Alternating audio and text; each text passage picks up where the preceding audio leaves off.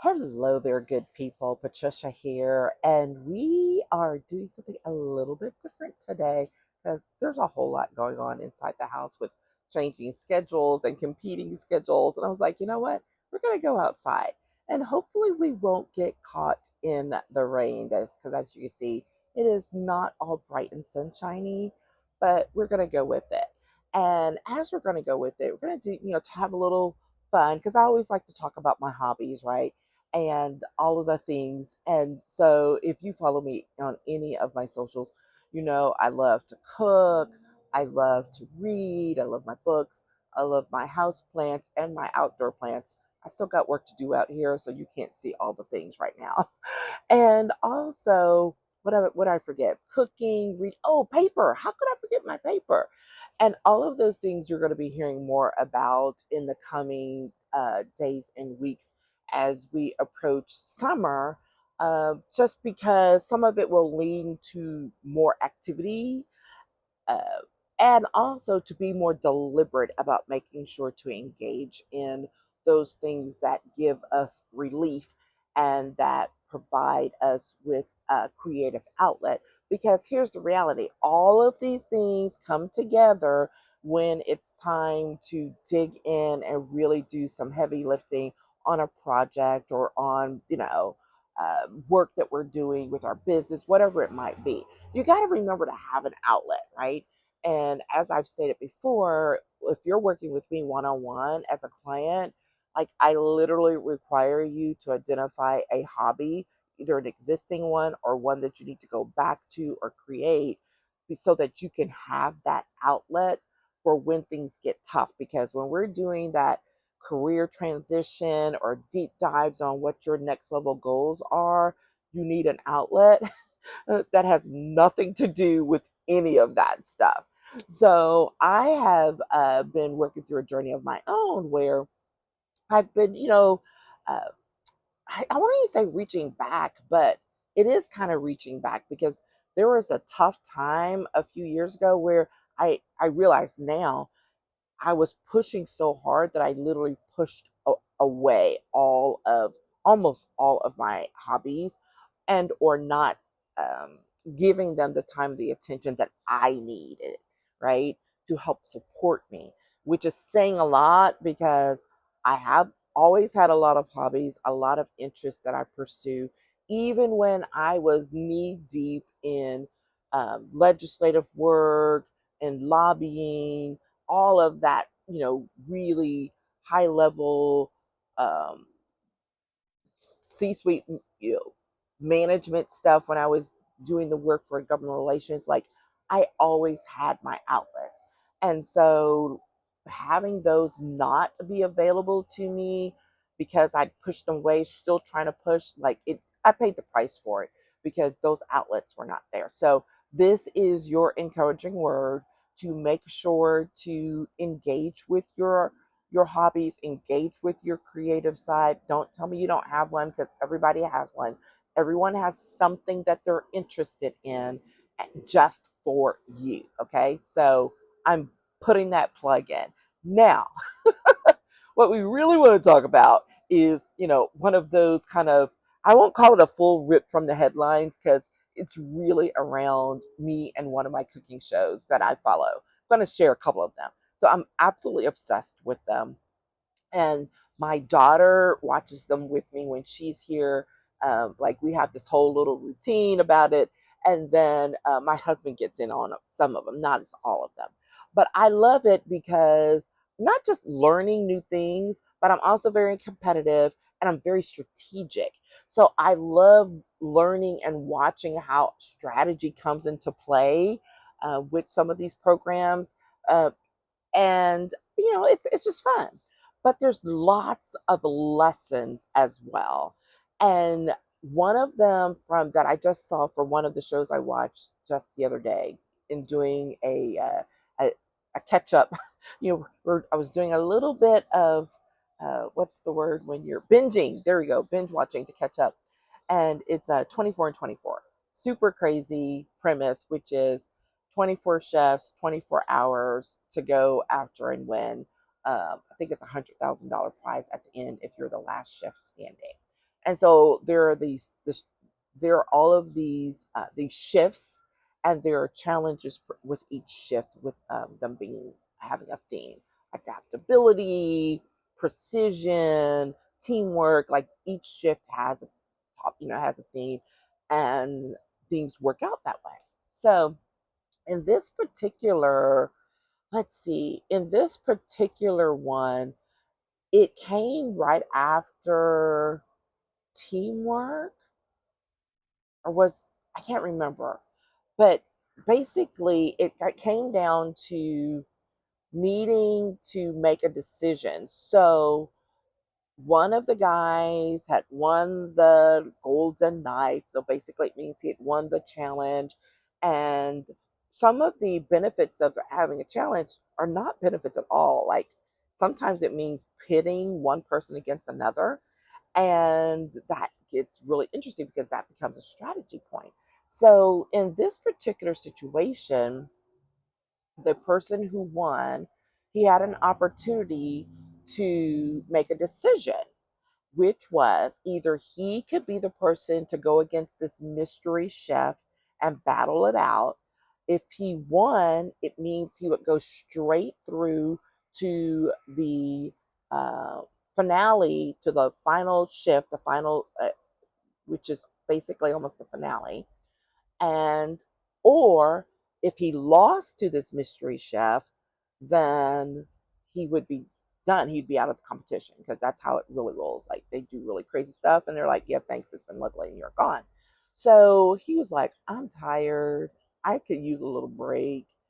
I'm going to be strategic about this. And so, in being strategic, he chose the chef that everybody wants gone, because he's the person to beat.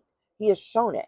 Now, he's not my particular favorite, but I respect his cooking and the fact of, yeah, he's probably the person to beat. So he chose this person. This person's name is Alex. Alex is he's got a bit of an ego. He's a little snotty, but he can cook, right? So we're like, okay, we're gonna go with this, see where this goes. So he chooses Alex, who is pissed that he gets chosen as this person, to go against this mystery chef that nobody knows who it is yet. And the turns out the mystery chef is the winner of last year's competition. And he's really, really good. I like him. So it's a win or go home situation. Everybody else leaves. This guy, he's been cooking as much as the rest, and he's tired too. He's like, well, I've just got to pull it out. Like, this is what I've got to do. And so they are given, I think, a topic of like some seafood, something or another. You have to cook a high level seafood dish, is what it is. And he chooses a halibut, which is a fish that can be difficult because it's really easy to overcook it. And then he does some other things with the flavoring and all of this. And he's just like, I'm just gonna go for it. What do I have to lose? I'm either gonna win or I'm gonna lose. So if I'm gonna lose, I'm gonna lose because I tried, the best I can. And so then Jonathan, he's over there creating all these flavors, and they have 30 minutes for all of this, right? They have 30 minutes for this piece of this competition. And they're just going through. And so finally he's like, okay, time's up. And the judge for this round is the winner of season one. And the judge does not know who the dishes belong to, because they disappear. So the judge judges them. It's a close call. When they come back out, it turns out Alex has won. Alex beats the season two champion with this cook off. Now, the season two champion is not losing anything. He gets to go back off and go to sleep. Alex is there, and he's like, okay, well, here's the thing. The risk that the other chef, who is still competing, took is he just basically gave Alex a straight shot to the finale. So the whole next shift, which is a bunch more of competition, he does not have to compete in. He gets to go sit in the back and chill out. And I get it. Like, I think I probably would have made the same decision knowing, the risk. And so, I don't, it's going to be interesting to see how it plays out because if there comes another opportunity, Alex is definitely going to go after Viet. I think that's his name. He's definitely going to go after him for putting him in that position. But he wins because he rose to the challenge. And that's the point I want to get around to, right? Which is sometimes you just have to dig deep. I don't care whether you're in a cooking challenge or if you're dealing with a project or meeting one of your own goals. Like, you have to dig deep when it matters most. And sometimes that can be hard to determine because it seems like there's always something going on. But there's a time when you have to recognize, you know what? I'm going to give a lot, but I'm not necessarily going to give my all because maybe you need to save some of that for yourself, not knowing what's coming next.